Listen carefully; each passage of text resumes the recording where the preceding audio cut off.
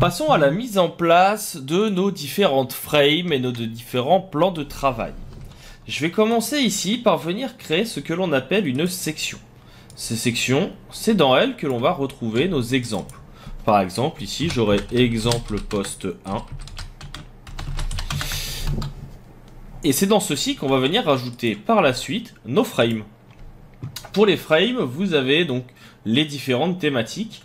Et par exemple, social media ici, qui vous permet d'avoir votre header, par exemple pour Twitter, que vous allez pouvoir venir ajouter. On viendra bien sûr modifier notre section de la bonne taille. Donc on va venir dézoomer ici pour avoir quelque chose de beaucoup plus grand et d'adapté.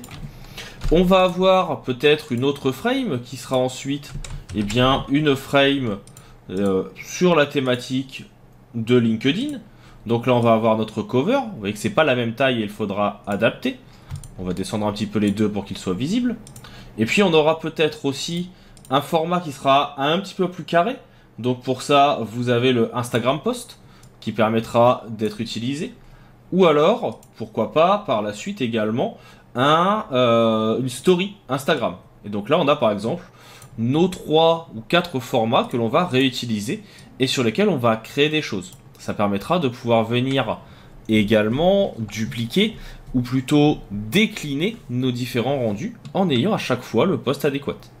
Je vais sélectionner ici tous mes plans de travail, j'appuie sur la touche Shift et je vais utiliser position pour faire une distribution verticale, qu'ils soient tous au même endroit et on va les centrer.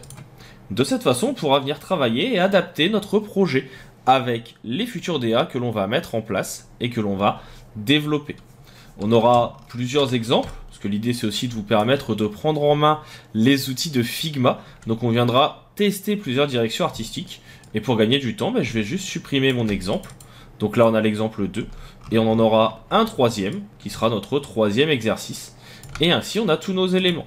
Vous pouvez sélectionner aussi directement les postes et faire une distribution verticale, que tout soit à la même distance. Avec ça, on a donc maintenant la base de nos éléments.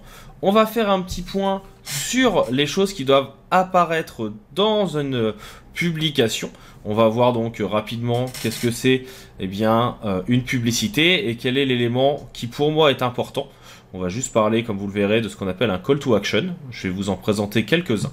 Et ensuite, on pourra commencer à avoir les outils qui nous seront utiles.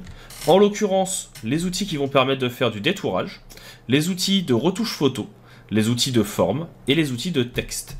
On attaque ça tout de suite dans les prochaines vidéos.